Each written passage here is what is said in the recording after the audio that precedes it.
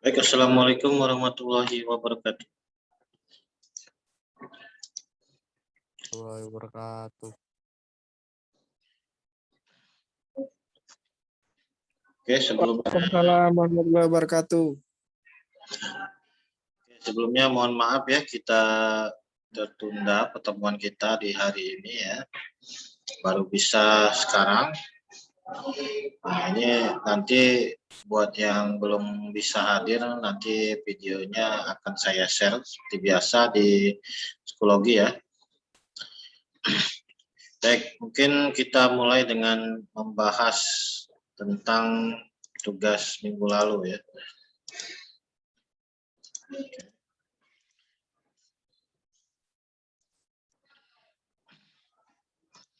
Nah, di minggu lalu kita ada tugas yaitu membuat program yang menyimpan data-data yang berwarna merah ya. Di sini ada warna merah ya.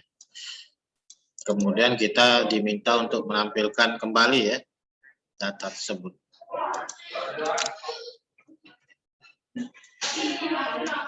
Oke, kita buka dulu link kemarin ya.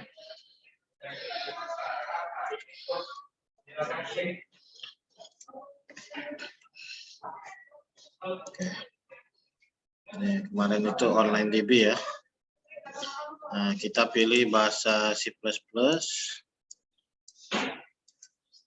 Oke. Kemarin ini kita ganti dengan IOStream. IOStream. Kemudian kita tambahkan using namespace std. Dan untuk perintah menampilkannya kita pakai cout ya.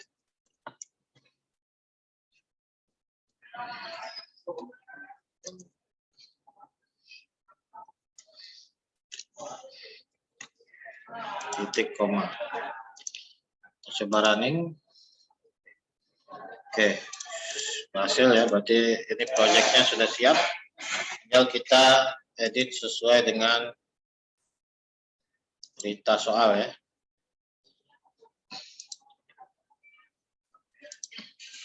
Oke, di sini diminta untuk menyimpan jumlah mahasiswa. Di sini jumlahnya ada 36 orang. Nah, tipe data apa yang cocok untuk menyimpan data ini? Bisa kita pakai short ya. Bisa juga kita pakai integer ya. Nah, mungkin saya contohkan dulu untuk yang short. Oke. Kemudian untuk nama satu kata ya. Jumlah mahasiswa. Saya tulis itu saja ya. Saya simpan dengan nilai 36.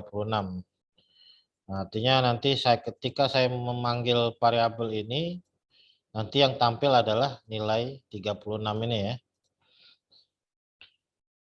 Nah, di sini saya ganti baris NDL. Kemudian saya tampilkan jumlah mahasiswa adalah, kita tambahkan, kita panggil variabelnya. Kita coba running. Nah, di sini bisa kalian lihat ya, hasilnya adalah jumlah mahasiswa adalah, baru disambung dengan angkanya 36. Ya. Atau kita bisa tambahkan orang ya. Kalau di sini kan kalimatnya jumlah mahasiswa ada 36 orang ya.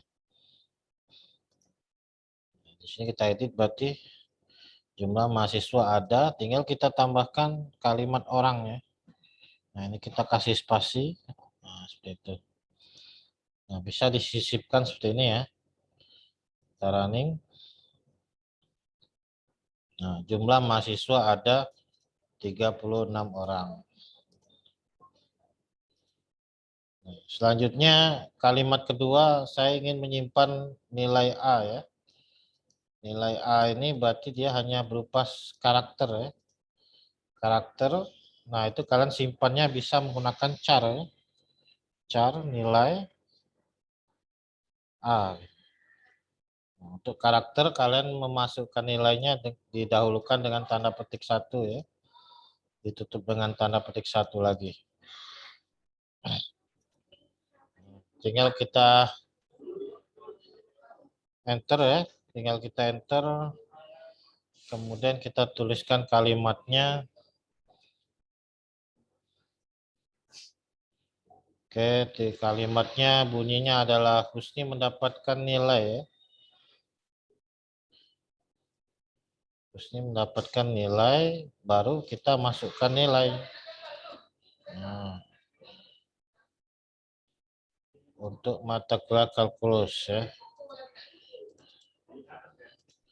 Oke. Kita running. Nah, di sini kita berhasil menampilkan nilai A tadi ya. Husni mendapatkan nilai A untuk mata kuliah kalkulus. Tinggal kita ikuti pola selanjutnya ya. Selanjutnya kita nyimpen data 80,65. Nah, ini bilangannya adalah bilangan desimal ya. Untuk desimal ini kita nyimpannya dalam format float ya.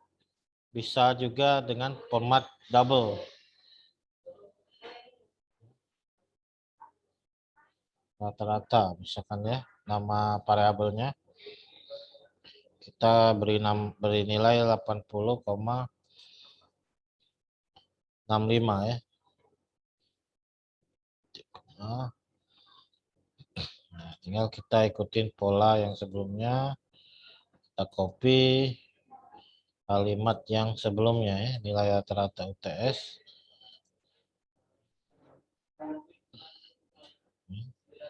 Ini mungkin tidak diperlukan ya, kita hapus.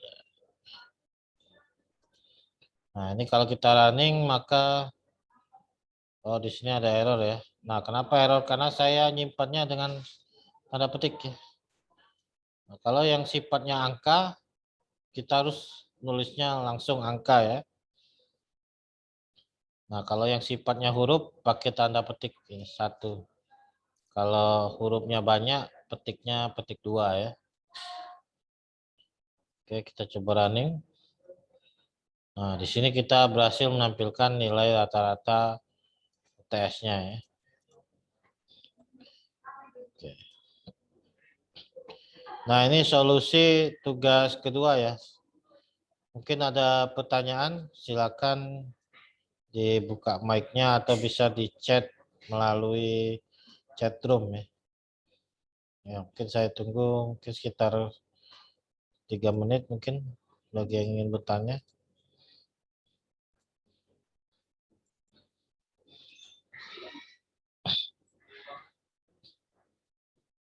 Nah, di Schoology sudah saya tambahkan bukunya ya, buku materi yang kita pakai, kita gunakan. Bisa di-download ya.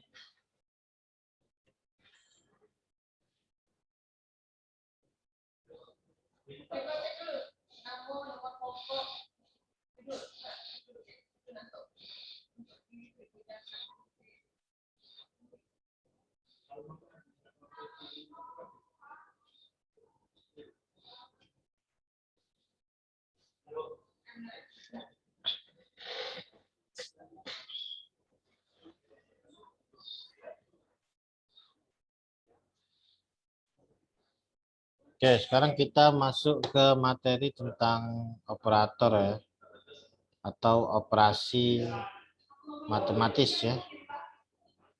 Nah, jadi operasi matematis ini mungkin kalian pasti sudah familiar dengan tanda plus, minus, kali. Kalau kali di sini bintang ya. Untuk bagi garis miring ya. Sedangkan untuk sisa bagi menggunakan persen ini. Nah, itu ya. Nah, sekarang kalau kita misalkan mau bikin aplikasi untuk menghitung luas misalkan ya. Nah, gimana cara membuatnya? Nah, kita tahu luas itu adalah panjang dikali lebar ya. Artinya kita butuh sebuah variabel untuk menyimpan panjang, sebuah variabel lagi untuk menyimpan data lebar, dan satu lagi variabel untuk menyimpan data hasil perhitungan panjang kali lebar ya. Nah, kalau seandainya yang dihitung ini adalah bilangan bulat, artinya kalian membuat variabelnya cukup dengan integer ya, ataupun dengan short. Kalau misalkan diperkirakan hasilnya itu bakal bilangan desimal, maka kita menggunakan float atau double ya.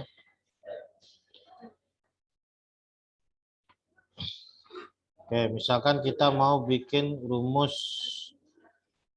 persegi ya, luas persegi ya, persegi panjang. Nah, artinya kita harus siap variabel panjang. Ya. Nilainya terserah ya, misalkan 20 ya. Kemudian data lebar. Lebarnya mungkin 10, kemudian data hasil ya. Mungkin hasil ini untuk awal kita masukkan angka 0 ya. Nah, bagaimana cara menghitung luas? Ini mungkin bukan hasil ya, luas. Nah, bagaimana cara membuat rumus luas? Kita cukup memanggil variabelnya luas sama dengan panjang dikali di sini tanda bintang ya, lebar.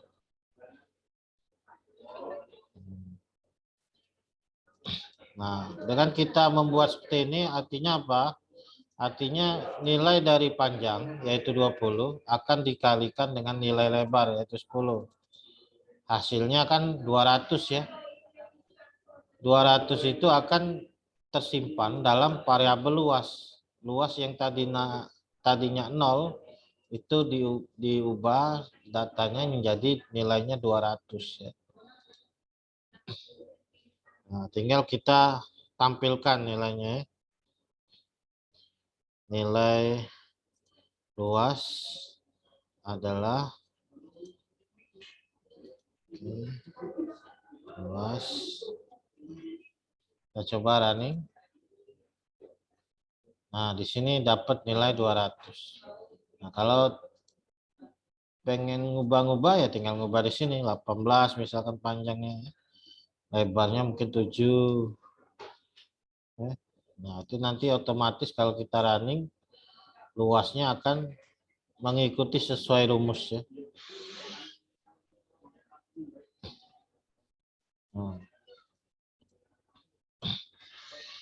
Oke, mungkin sampai sini ada pertanyaan.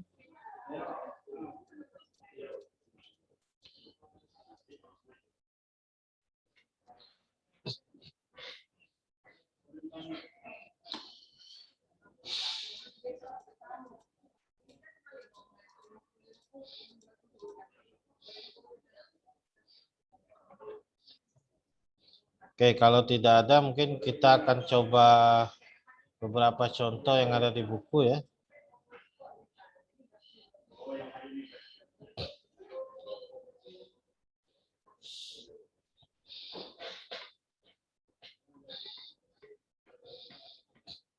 Nah, mungkin kalian akan menemui di bahasa program penulisan seperti ini ya. A plus plus atau A plus sama dengan 1 atau A sama dengan A plus 1. Nah, ini ketiga kode ini itu outputnya sama ya. Intinya adalah variabel A nilainya akan ditambahkan 1 digit ya, atau 1. Tambahkan 1 ya. Nah, kalau seandainya A itu nilainya 8, maka kalau A plus plus artinya nilainya 9 ya, sudah. Nah, begitu juga dengan A min min ya. A min min berarti dia dikurangi 1 gitu.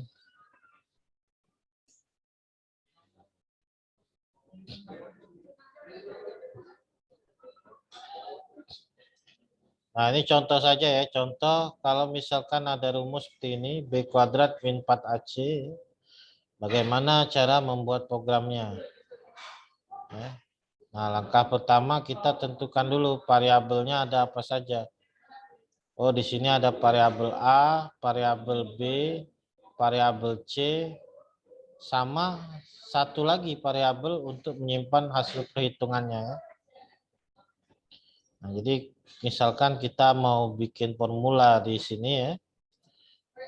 Kita siapkan dulu variabelnya A, B, dan C. Nah, selanjutnya kita siapkan juga variabel untuk luasnya ya. Diisi sembarang dulu angka-angkanya. Nah, nanti luas itu adalah B kuadrat. B kuadrat artinya kan B kali B ya. B kuadrat berarti B dikali B dikurang 4 dikali AC ya. Kali A dikali C. Nah, seperti ini.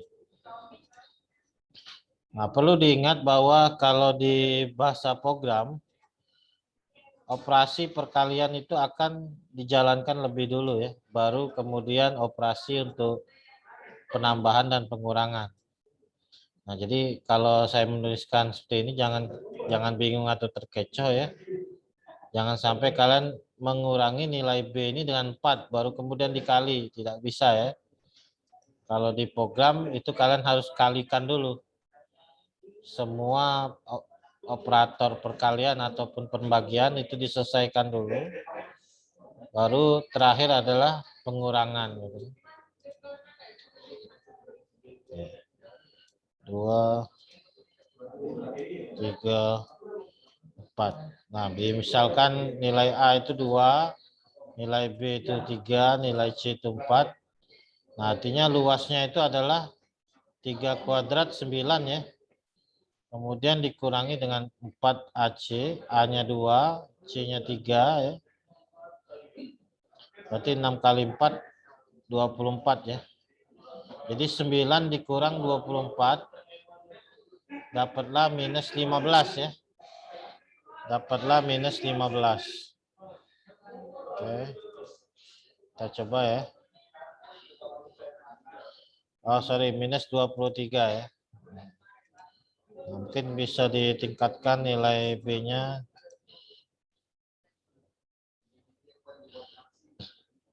Minus 7 ya.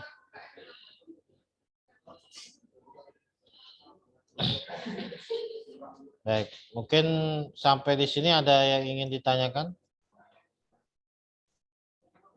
Jadi kita sudah menyelesaikan pertanyaan nomor 8 ya. Yang bagian awal B kuadrat 4AC. Nah, nanti tugasnya adalah kalian membuat formulasi seperti ini ya. A kuadrat plus 1 dibagi BC. Nah, mungkin nanti kalian bingung ya. Ini harusnya dikumpulkan dulu baru dibagi dengan BC ya. Nah, itu kalian perlu tahu operator kurung ya. Tanda kurung ya.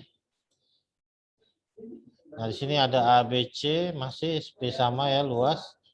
Nah, kemudian rumusnya kita ganti ya. Kita ganti sama A kuadrat.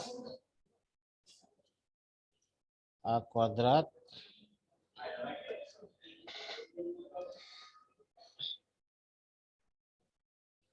ditambah 1 ya. A kuadrat ditambah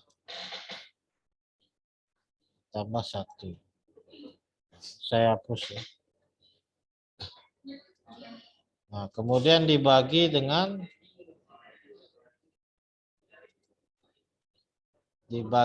B kali C.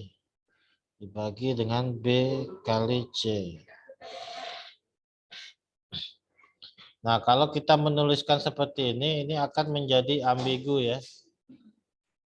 Kenapa? Karena nilai 1 ini akan dibagi dengan BC ya. Padahal kita pengen dikuadratkan dulu ditambah 1, baru dibagi dengan BC ya. Kalau kalian menuliskan seperti ini, maka nilai 1 ini akan dibagi BC dulu. Nilai A kuadratnya dikalikan dulu. Baru kemudian ditotalkan ya. Nah, kalau kita menuliskan seperti ini. Nah, agar dia tidak membagi 1 gimana? Kita pakai kurung ya, pakai kurung seperti ini. Ini untuk mempertegas bahwa nilai yang dibagi itu adalah A kuadrat plus 1 ya. Bukan 1 per BC lagi ya. Nah, itu luasnya. Oke, kita coba running. Nah, kita dapat nilai 4. Jadi A kuadrat plus 1 dibagi BC ya. Nah, itu sudah kita selesaikan ya. Nah, untuk tugasnya kalian bikin formula nomor 8 yang ketiga ya. Itu dia di halaman 36 ya. Tugas ketiga ya.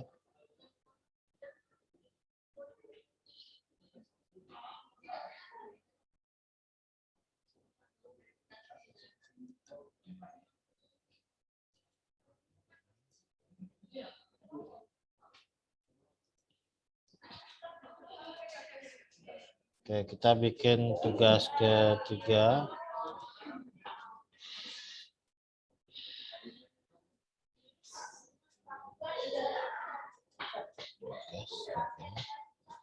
Buatlah program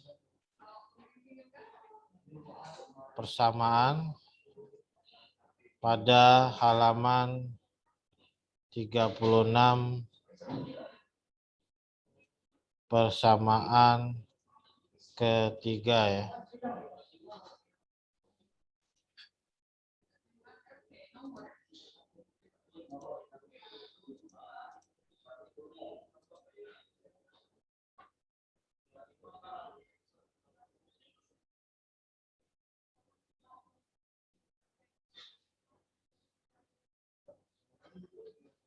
Oke, ini pengerjaan batas waktu sampai tanggal 5 bulan 10 jam 12 siang.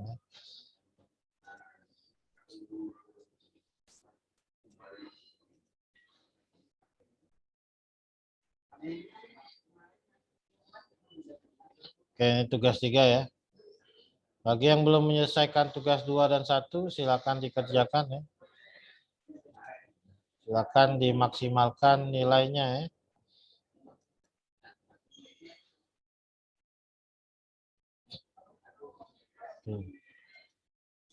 Baik, mungkin ada pertanyaan, silakan di ruang chat mungkin.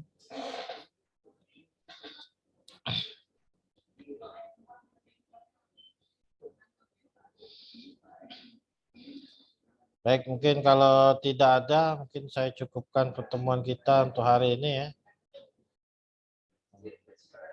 Mohon dinyalakan dulu Ada kamera. Pak. Oh ya, silakan. Pak, kemarin kan di akun saya udah dibuka absennya, tapi saya belum absen Pak, jadi di Alpake. Nah, ya itu. Kelas pagi Pak. Ke depan mungkin harus lebih ini lagi ya. Jangan sampai kelewat. Karena dari saya tidak bisa mengedit ya. Nah, jadi absensi murni dari kalian ya. Jadi tidak bisa diedit lagi Pak ya? Ya. Jadi mungkin ke depan silakan ya dicermati absensinya ya. Nah, kalau misalkan belum dibuka, bisa nanti dikirimkan di grup chat ya, biar saya nanti buka. Ya, Pak. Oke. Terkait mata kuliah kita ada pertanyaan mungkin? Nah, ini harus dicoba ya nanti di rumah ya, di depan komputer, karena nanti kalau tidak mencoba itu sulit ya. Nanti kita ada praktikum segala macam, kalian sulit untuk praktek.